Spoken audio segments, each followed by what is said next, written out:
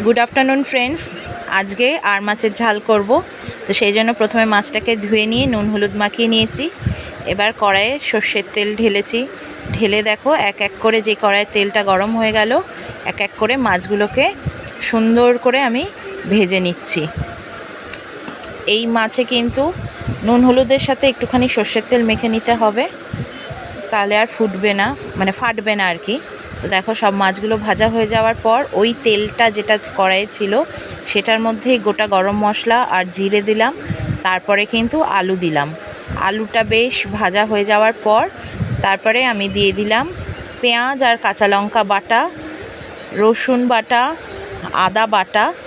তারপরে একে একে সব গুঁড়ো মশলাগুলো দিয়ে দিলাম। গুঁড়ো মশলার মধ্যে দিলাম হচ্ছে তোমার জিরে গুঁড়ো, ধনে গুঁড়ো, লঙ্কা গুঁড়ো দিয়ে খুব ভালো করে সেটাকে নাড়ালাম। দেখে নাও এক এক করে সব মশলা আমার দেওয়া হয়ে গেল। দেওয়ার পর এবার ভালো করে আমি মশলাটাকে আলুর সাথে ভালো করে মিশিয়ে নিলাম।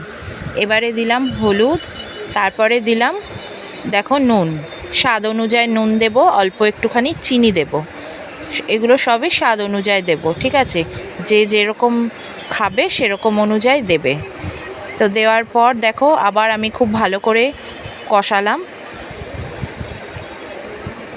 একটু গ্যাসের সিমটা ডিমে করে নিতে হবে, মানে স্লো করে নিতে হবে, যাতে মশলাটা পুড়ে না যায়। তারপরে আমি অল্প একটুখানি জল ঢেলে দিয়ে মশলাটাকে ভালো করে কষাচ্ছি।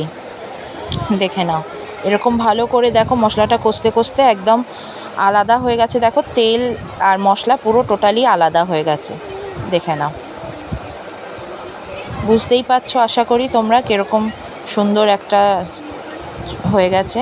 এইবারে আমি তাতে জল ঢেলে দিলাম, মানে কমপ্লিট হয়ে গেছে মশলাটা কষানো, তেল মশলা পুরো আলাদা হয়ে গেছে, মশলা থেকে তেল ছেড়ে দিয়েছে, সেই জন্য আমি জল ঢেলে দিলাম।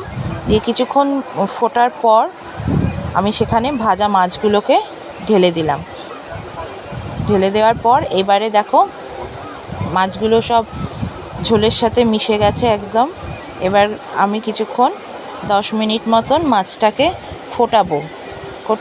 করার পর দেখো এরকম একটু খুব বেশি ঝোল না, আবার একদম মাখা মাখা না করে এরকম হয়ে যাবে আর মাছের ঝালটা।